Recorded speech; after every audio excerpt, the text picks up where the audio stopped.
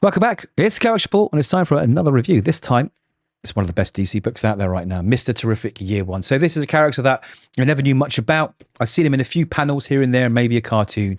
But once I picked this book up, this is now one of my new favorite DC characters. This book is fantastic. We're at issue 3 now. I'm going to go through it page by page and give you my thoughts.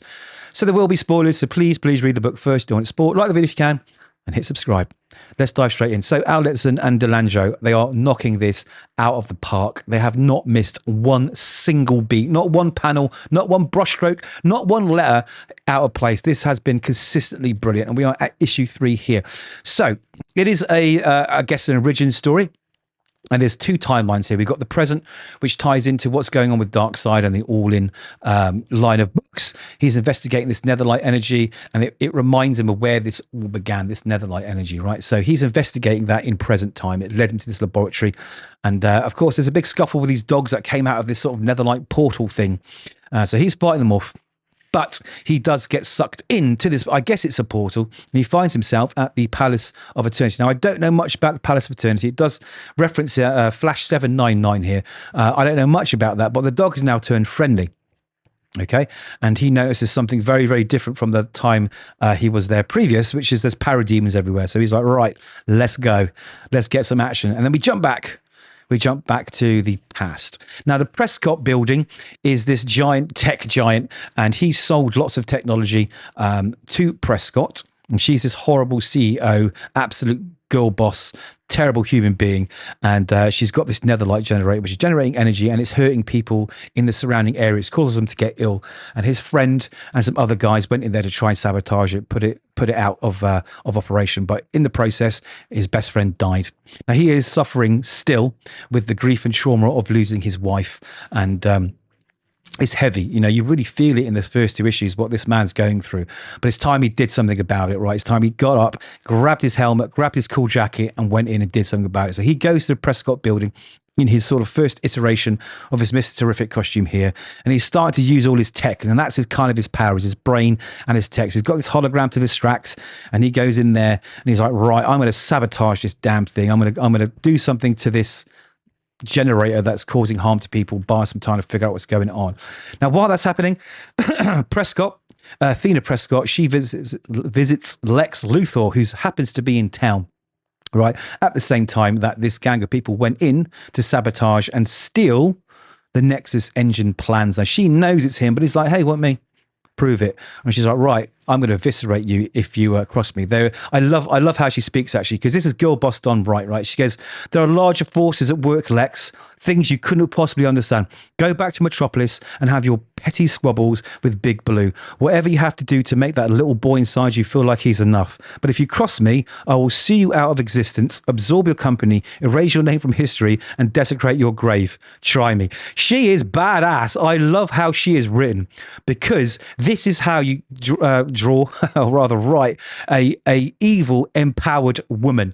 And it's done so well. You know, you fear her. You absolutely fear her. Anyway, Lex knows the game's up, so he speaks to his goons and says, listen, what's going on? Because she's got her, or rather he's got one of his operatives at this warehouse in Gotham, right? It says, right, eyes are on us, keep discreet. So something's going on there, not too sure what.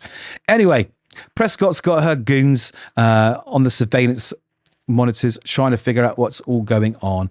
And they believe that they found out who was the getaway driver for that original attack on the engine that I mentioned earlier. And they believe, of course, it's Mr. Holt himself, Mr. Michael Holt. So if you don't know, Michael Holt is Mr. Terrific. So they want to go to his house and see what they can find. So they send this kill team there, and they go through it all. And they see him there yawning, and they realize that it's not him. They can't find the car. They can't find any evidence. But this guy here, the head of her sort of kill team, the Cormorant, he thinks something's up. He says, no, it is this guy. No, it's this guy. It's got to be this guy. So anyway, Mr. Terrific gets home, and his tech has done the work of confusing those other guys, and he decides that it's safe to go home. But But while that's happening, the Netherlight engine is going to be turned back on against all advice from her assistant here, saying, look, it's not safe, it's not safe. But this Dr. Kavana, he's the world's foremost quantum engineer. He says it's safe, right? So she's like, I'm going to listen to him, not you. So she gets in the helicopter on the pretense of monitoring what's going on and taking readings. And while that's happening, the building explodes.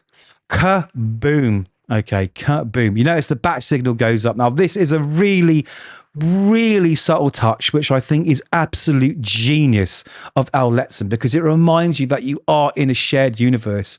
You know, Batman is also there. And if that happened, the bat signal will go up. And it's such a subtle little nod to that. And I love it. Hopefully we get to see Batman too.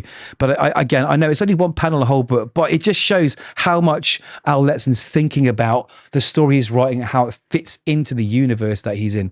Absolutely brilliant. Anyway, we go back to Mr. Terrific. He said, I figured if Athena's Nexus engine really was based on Paula's design, that's his wife. Okay, so she acquired this technology when they sold the company, and also all the plans and all the technology that was involved in that company. So his wife actually created this Netherlight engine in the first place. He said, I could overload the core, cause an implosion, and render it inert. It would take them months to figure out the problem and even longer to fix it. By then, I'd have proof it was making people sick. Just like Dre, that's his friend that was murdered, just like Dre said, and the city could shut it down. So he's talking to his device here. Okay, Nola, he says, hacking the access code. So they try and hack it in. There's a noise.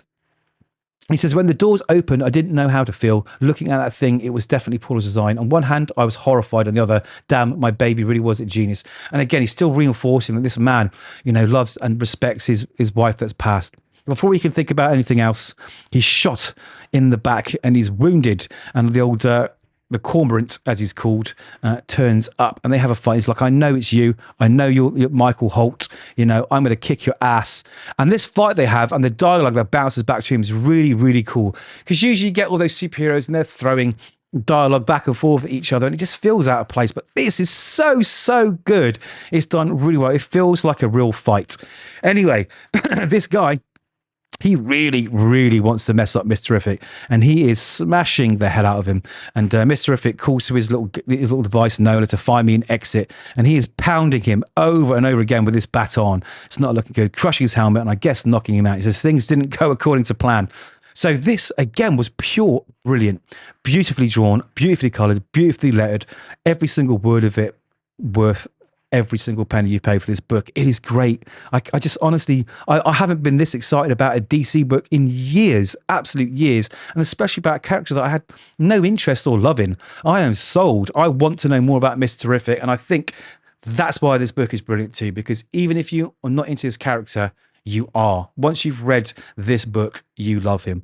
I thoroughly recommend it. It's only 3 issues in, so you can go pick up the previous issues if you haven't, or grab the trade when it comes out. This is one of my highlights of the month, highlight of the week, probably one of my books of the week, and I just want everyone to read it. Let me know your thoughts, because those are mine.